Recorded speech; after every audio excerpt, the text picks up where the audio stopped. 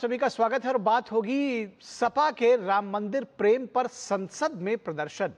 Paper leak पर संसद में सियासी हंगामे के बीच समाजवादी पार्टी का राम मंदिर चढ़ावा चोरी को लेकर यह प्रदर्शन अपनी अपनी चिंता को रेखांकित करता है। कांग्रेस पार्टी जहां राम मंदिर चढ़ावा चोरी को लेकर संसद में स्थगन प्रस्ताव लाती है, वहीं समाजवादी पार्टी के सांसद चढ़ावा चोरी के मुद्दे पर संसद के बाहर जमकर नारेबाजी करते हैं और प्रदर्शन करके लाखों करोड़ों आस्थावान लोगों के खिलाफ बीजेपी की साजिश बताते हैं इसको। उधर प्रशासनिक सुधारों से लेकर राम मंदिर तीर्थ क्षेत्र ट्रस्ट ने कई बड़े फैसले लिए हैं, जिसमें फिर कभी चोरी जैसी शिकायत सामने ना आए, इसलिए जिन्हें सियासत करनी है वे इस चोरी को बड़ा मुद्दा बना रहे हैं। खबर है कि राम मंदिर की प्रशासनिक कमान अब जगदीश आफले संभालेंगे। आईआईटी बॉम्बे से पास आउट आफले मंदिर में सचिव के पद पर प्रतिष्ठापित होंगे। आफले के नाम का औपचारिक ऐलान 2 सितंबर को किए जाने की उम्मीद है। वो एक ईमानदार छवि वाले और अनुशासित जीवन जीने वाले आफले का नाम जो है वो राम जन्मभूमि तीर्थ क्षेत्र ट्रस्ट के प्रथम सचिव के तौर पर नियुक्ति के लिए प्रस्तावित किया गया है। इस बीच सुप्रीम कोर्ट के निर्देशों का पालन करते हुए नई एसआईटी की कमान वरिष्ठ अधिकारियों को सौंपी गई है। लखनऊ रेंज के पुलिस महानिरीक्षक यानी कि आईजी किरण एस को इस एसआईटी का प्रमुख बनाया गया है। इस 3 सदस्यीय एसआईटी से आईजी किरण एस के अलावा 2 और सीनियर आईपीएस अधिकारियों को शामिल किया गया है।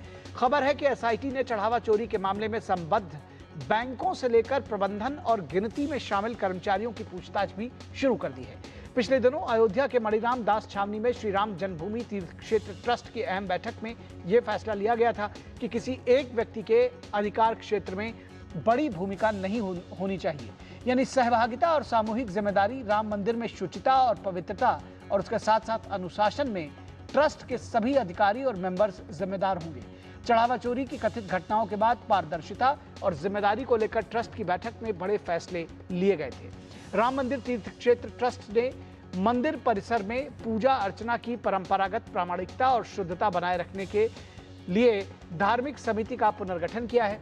पूजा और व्यवस्था में संत समिति का अहम योगदान होगा।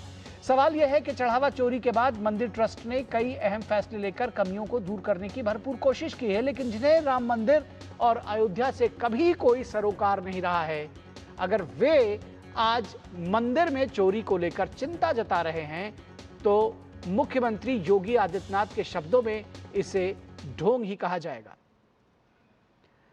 तो योगी आदित्यनाथ तो ऐसे लोगों को कालनेमी बता रहे हैं। फिलहाल कांग्रेस नेता प्रमोद तिवारी का आरोप है कि भाजपा ने भगवान को ही लूट लिया है। क्या कुछ कहा उन्होंने, आइए आपको सुनाते हैं। भारतीय जनता पार्टी से जुड़े हुए संगठनों ने जब इंसान को लूटो तो भगवान माफ करते हैं। भगवान को लूट लिया, भगवान राम के चंदे को लूट लिया है, उस पर हमारी नोटिस है और अब हम इनसे जवाब मांगेंगे कि सुप्रीम कोर्ट ने आपको आदेश दिया था मंदिर बनाने का, ट्रस्ट बनाने का, और आपने सुप्रीम कोर्ट के आदेश में भी लूट मचा दी। तो ये सवाल उठा रहे हैं कि कांग्रेस के नेता हैं, ये सवाल उठा रहे हैं कि आखिर चंदा चोरी कर लिया गया, लेकिन मंदिर का विरोध किस किस ने किया, किस तरह से कपिल सिब्बल ने उसको काल्पनिक बताया, ये सारी बातें अब ये आरोप लगाते वक्त शायद भूल जाते हैं या ये उनके विमर्श का हिस्सा नहीं है, क्योंकि वो एक पक्ष ही बताएंगे। फिलहाल सपा नेता डिंपल यादव का कहना है कि सरकार को जिम्मेदारी तय करनी चाहिए।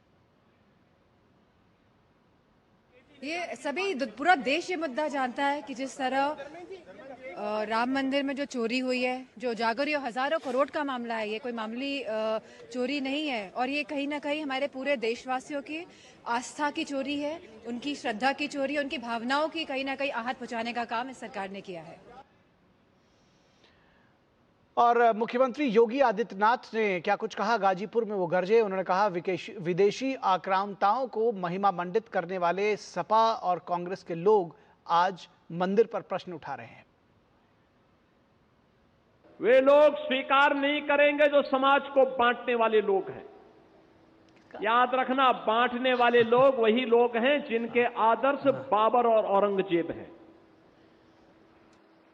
ये बांट करके समाज को खाई खाई में बांट करके फिर कटवाने का काम भी करवाते हैं। लेकिन जोड़ने वाले लोग कैसे जोड़ते हैं? सदगुरु रविदास जी महाराज के नाम पर जालंधर के एयरपोर्ट का नामकरण प्रधानमंत्री मोदी जी ने किया। अयोध्या में इंटरनेशनल एयरपोर्ट का नामकरण महर्षि वाल्मीकि जी के नाम पर प्रधानमंत्री मोदी जी ने किया। और ओम प्रकाश राजभर वो क्या कुछ कह रहे हैं, सियासी तड़का उन्होंने भी लगाया है, आइए उनको सुनते हैं। यहीं जब रमाकांत यादव से जेल में मिलने आते हैं, आजम खान से मिलने नहीं जाते हैं। यादव के यहाँ जब शादी होगी तो वहाँ जाएंगे, लेकिन किसी नाई के यहाँ, गोंड के यहाँ, पाल के यहाँ, प्रजापति के यहाँ, कुर्मी के यहाँ गए कभी? इसी नाते उनसे सवाल है कि जब आप दूसरी जाति पे टिप्पणी करते हो, प्रदर्शन करते हो।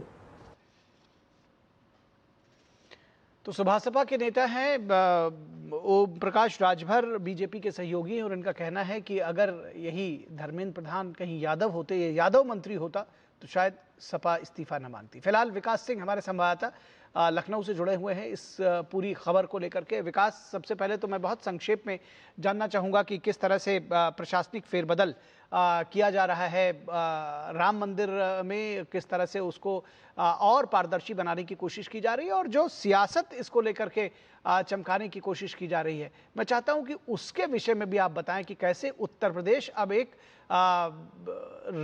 रणक्षेत्र बन रहा है, चुनावी रणक्षेत्र बन रहा है। 2027 का चुनाव जो है समर सामने दिख रहा है। जी बिल्कुल सही कह रहे हैं निखिल, चूंकि अब 2027 के चुनाव एकदम मुहाने पे आ गए हैं, या कहें कि 7वें महीने कुछ नहीं होते हैं, और ऐसे में तमाम सारे ऐसे मुद्दे हैं जिन पर पार्टियों के दृष्टिकोण अलग थे, और खासतौर से विपक्षी पार्टियां राम मंदिर को लेकर जिस तरीके से उन्होंने बयानबाजी की है, राजनीति की है, वह जमीन पर दिखाई पड़ रहा है कि किससे इतर है। वहीं अगर राम मंदिर की व्यवस्था की बदलाव करें तो वहां पर तमाम सारी व्यवस्थाएं बदल गई हैं।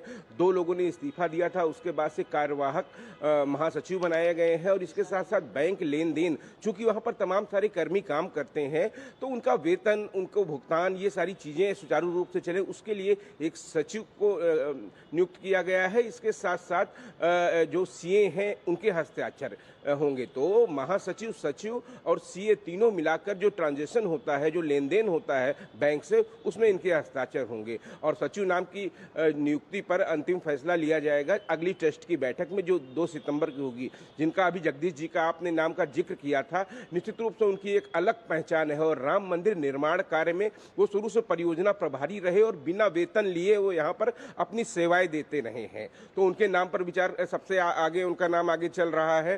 तो ये बात कहें कि उत्तर प्रदेश में मुख्यमंत्री योगी आदित्यनाथ ने जो कहा था, दूध का दूध और पानी पानी हो जाने की बात कही थी, इसके बाद जब मामला सुप्रीम कोर्ट में पहुंचा और वहां जो एसआईटी नई बनाने की बात कही गई, उसमें से जो आईजी हैं किरण एस, ये वही हैं जो पहले जो एसआईटी बनाई गई थी उसमें जो आईपीएस अधिकारी थे, तो उन्हीं के नेतृत्व में अब 2 और आईपीएस इनके साथ होंगे, और एक फॉरेंसिक एक्सपर्ट होगा, ऑडिटर होगा। ये जांच अपनी तेजी से कार्रवाई की है।